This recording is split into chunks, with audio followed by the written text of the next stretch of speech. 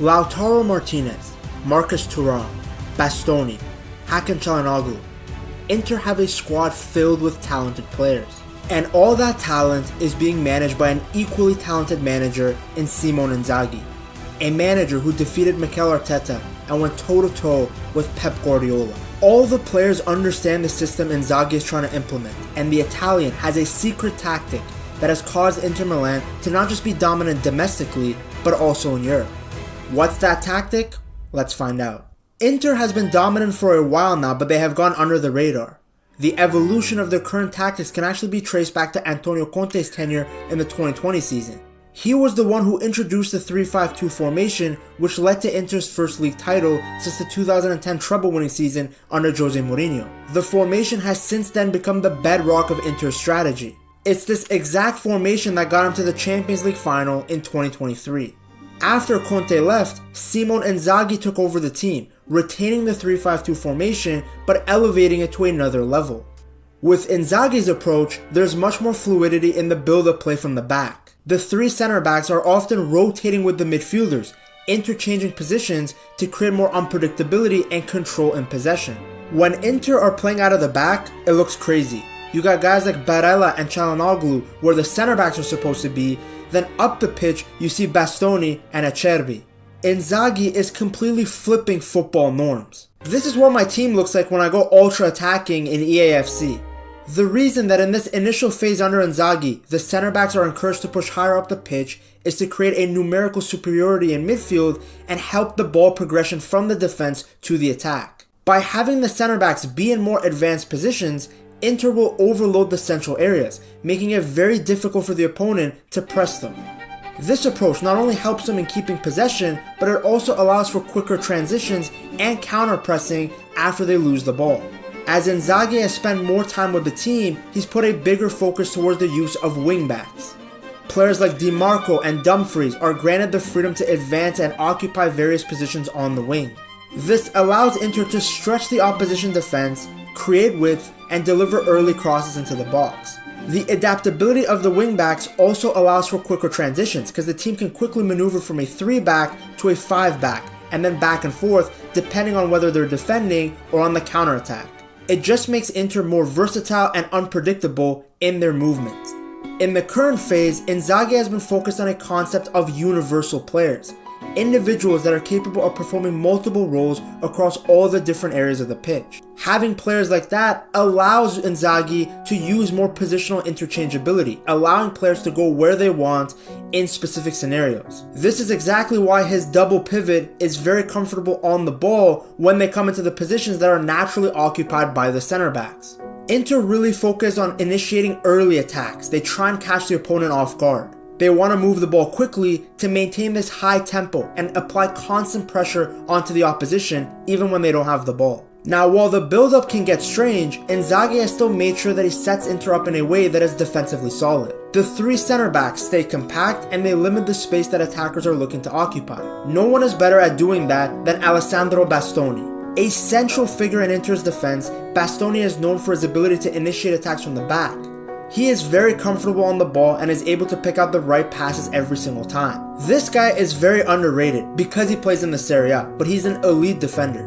He is comfortable on the ball, athletic, and so hard to beat. He wins headers, he puts in crunching tackles, he puts his body in the way for blocks. If you guys are ever bored, watch an Inter Milan game and specifically focus on Bastoni. He is a beast. He is way better than Calafiori, but he just doesn't have the PR. Then you have Benjamin Pavard, whose versatility allows him to adapt seamlessly anywhere within the defensive line. He's another player who is very good defensively, but also super comfortable on the ball. He can easily play as a center back or as a wing back. Acerbi offers the leadership and a commanding presence. He's the one that's organizing the defense, being vocal. Jan Besek has also emerged as a reliable defender. His performance against Arsenal in the Champions League really highlighted just how high his potential is. The crazy thing about Inter's defense has not only been how effective they are at preventing goals, but they've also contributed a lot to the team's scoring. By December 2024, Inter defenders had collectively scored 12 league goals, a record that was unmatched at the time across Europe's top 5 leagues. Their defensive resilience was on full display during the Champions League group stage match, where they managed to keep a clean sheet against Arsenal. The match really showcased their ability to withstand pressure. Arsenal had 21 goal attempts, yet they couldn't score one single goal. The combination of a well-structured tactical approach and the individual excellence of the defenders has really solidified Inter Milan's defense as one of the best in European football. On top of the defense, Inter Milan's midfield has been pivotal to the team's dominance. Orchestrated by Çalhanoğlu and Barella, the midfield provides both defensive stability and offensive creativity.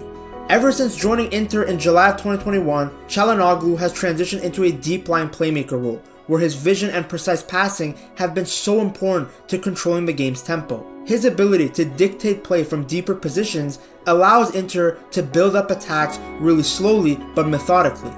On top of that, the Turkish midfielder is incredible from set pieces, so Inter are always a threat from free kicks, from corners. Barella is a dynamic box-to-box midfielder. He combines relentless energy with wonderful technical skill. We're talking about a player that can ping the perfect pass, dribble by a couple of players, but isn't afraid to put in a crunching tackle. Having a player like Barella who's so good at winning the ball and then is so comfortable on the ball when he wins it allows Inter to have very fluid transitions. Since both midfielders can do a little bit of everything, they're indispensable in maintaining the balance in the center of the park. The partnership between Çalhanoğlu and Barella works really well because they have complementary skills. Çalhanoğlu can play make from deep positions, while Barella makes forward runs to get more goals and assists. It's a very difficult midfield partnership to play against. As I discussed earlier, Inter Milan's wingbacks, Di Marco and Dumfries, play a pivotal role in both the defense and the attack. A product of Inter's youth academy, Di Marco has developed into one of the Serie A's best wingbacks. In fact, one of the best wingbacks in the world. Because Di Marco is super solid defensively, but he's also great going forward, which makes him a dual threat on the left wing. He's able to deliver precise crosses, he's good off set pieces, and more importantly, he can bang in a goal when he has to. He's been among the top scoring defenders in Serie A for a while now, showing just how good he is going forward. Ever since joining Inter in 2021, Dumfries has been instrumental on that right wing back spot. His physicality and pace allow him to get up and down the flank for the entire 90 minutes, contributing both defensively and to the attack. Dumfries is yet another defender that has an eye for goal, as evidenced by the fact that once again he is another defender that is at the top when it comes to scoring in the Serie A. His brace against Atalanta in the Supercoppa Italiana showed just how good he is at getting into the right positions. Then of course, how can we talk about Inter Milan and not talk about their attacking duo up front of Lautaro Martinez and Thuram? This partnership has really elevated Inter's game, because the complementary skills between the two strikers really makes him one of the best duos in world football. Ever since joining Inter Milan in 2018, Lautaro Martinez has evolved into one of the best strikers and number 9s in the world, and he's been a fantastic leader. In the 2024 Serie A season, Lautaro Martinez was absolutely killing it, winning both the MVP for the league and the Golden Boot. But what makes Martinez so important is that beyond his scoring, he's also got a lot of leadership on the pitch, and he contributes a lot defensively by initiating the team's pressing. He is able to help disrupt the opponent's build-up play from the front. His work rate and his tactical intelligence make him indispensable to the way that Inzaghi wants to play. This guy has scored in multiple finals, won the Golden Boot, won the MVP, yet I still feel like he isn't respected enough for being an elite number 9. Go look at his goal scoring form in the beginning of the 2023-2024 season. This guy was on fire. His partner Marcus Thuram was acquired by Inter Milan in 2023, and he's integrated perfectly into the squad. Thuram also had a great 2023-2024 season as he got 13 goals. Initially, his transfer was met with skepticism due to his previous goal-scoring records, but Thuram has really gone above and beyond what was expected of him. He's yet another player that has an eye for goal and an ability to press effectively, which is exactly what Inzaghi is looking for from his two strikers. In the 2024-2025 season, Thuram has been at the top in both goal-scoring and assists. He's arguably been Inter's best player. The Martinez-Thuram partnership really thrives because of complementary playstyles, just like the combination of Çalhanoğlu and Barella in the midfield. Martinez's agility and finishing skills, combined with Thuram's physicality and pressing ability, create a balanced and versatile attacking duo. Imagine both of these guys running at you, pressing you non-stop as you're trying to build out from the back. It's going to be a pain for 90 minutes. Another thing that Inter Milan and Inzaghi have focused on is building a squad with a higher average age, as they value experience to achieve immediate success. For the 2024-2025 season, Inter's average age stands at 31 years, which is fairly old compared to some of the other teams both in the Serie A and in Europe. This strategy was very evident by the fact that they acquired Mehdi Taremi, who at 32 brings a wealth of experience after being so successful with Porto. The emphasis on experienced players is intended to provide leadership on the pitch and have players who have a better tactical understanding of what Inzaghi wants. Older players tend to also be more mentally resilient in high-stake matches. While Inter are still trying to integrate some younger talents, it shows that their focus is on leveraging veteran expertise to maintain a competitive edge at the highest level. If you enjoyed this video on Simone Inzaghi and the new Inter Milan team, then you're gonna love this video on the history of Inter Milan to get to this stage. You gotta watch it right here.